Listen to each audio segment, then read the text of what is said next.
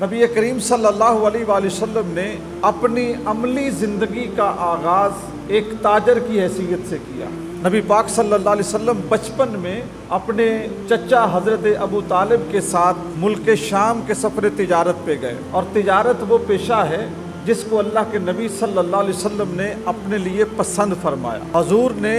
اپنے معاشی معاملات کو چلانے کے لیے بکریاں بھی چرائیں، حضور نے اور بھی کام کیے۔ نبی کریم صلی اللہ علیہ وسلم نے سب سے بہتر جس کام کو منتخب فرمایا وہ تجارت تھی، اور بچپن میں اپنے چچا کے ساتھ تجارت کی تربیت کے لیے اور تجارت کو سیکھنے کے لیے نبی پاک صلی اللہ علیہ وآلہ وسلم ملک شام کے سفر پہ روانہ ہوئے۔ یہ اسی سفر میں حضور تشریف لے جا رہے تھے کہ ایک جگہ پہ حضرت ابو طالب کے قافلے نے پڑاؤ کیا، آرام کی خاطر رکے کہ کچھ سستا لیا جائے، جانور بھی سانس لے لیں اور جانوروں کو ہانکنے والے بھی سانس لے لیں۔ جس جگہ پر رکے وہاں پر ایک عیسائیوں کا کلیسا تھا، ایک راہب اس قافلے کو تنقیدی نظر سے دیکھ رہا تھا، کیونکہ جو عیسائی عالم تھے، یہودی عالم تھے، ان کی کتابوں میں حضور اکرم صلی اللہ علیہ وآلہ وسلم کی آمد کے تذکرے موجود تھے، اور انہیں پتہ تھا کہ نبی آخر الزمان اس دنیا میں تشریف لا چکے ہیں، اور کب لائے ہیں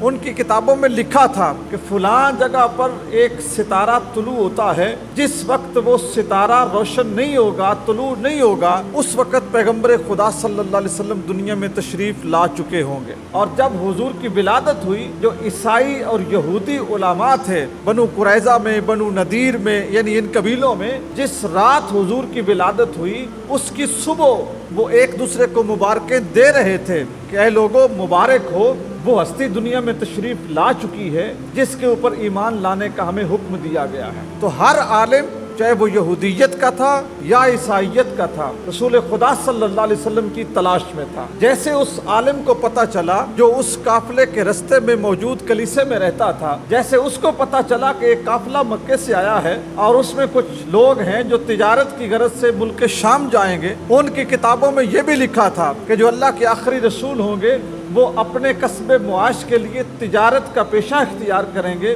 اور ان کے سفر ملک شام کی طرف ہوں گے۔ اس یہودی عالم نے رسول خدا صلی اللہ علیہ وسلم کو ایسی نظر سے دیکھنا شروع کیا کہ میں دیکھوں کہ کیا واقعی اس شخصیت میں کوئی ایسا راز، کوئی نشانی موجود ہے جو آخری نبی میں ہونی تھی۔ وہ دیکھ رہا تھا، بالکل چٹیل میدان ہے، دھوپ پڑ رہی ہے،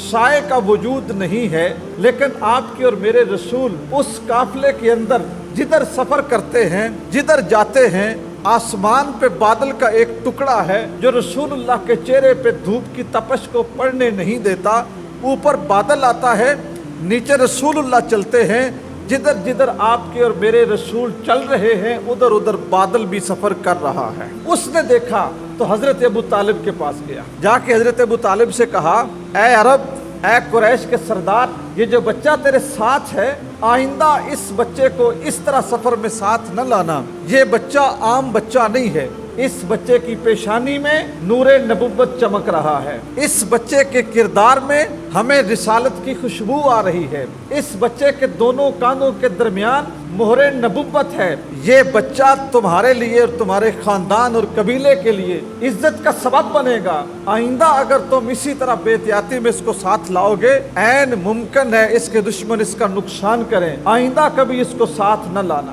حضرت ابو طالب نے اس وقت اس عالم کی زبانی یہ بات سنی تو اس کے بعد رسول خدا صلی اللہ علیہ وآلہ وسلم کا خیال پہلے صرف ایک بھتیجے کے طور پہ رکھتے تھے، اب اللہ کے رسول کے طور پر بھی رکھنے لگے۔ اللہ کے رسول کے نگہبان ہونے کا شرف حضرت ابو طالب کو حاصل ہے، اور اگر آپ یہ بھی کہیں کہ حضرت ابو طالب نگہبان رسالت تھے، پاسبان رسالت تھے، تو اس بات میں بھی کوئی مبالغہ نہیں ہوگا۔ اللہ تعالیٰ نے حضرت ابو طالب سے یہ کام لیا۔ نبی کریم صلی اللہ علیہ وسلم نے اپنے چچا کے ساتھ سفر کر کے تجارت سیکھی۔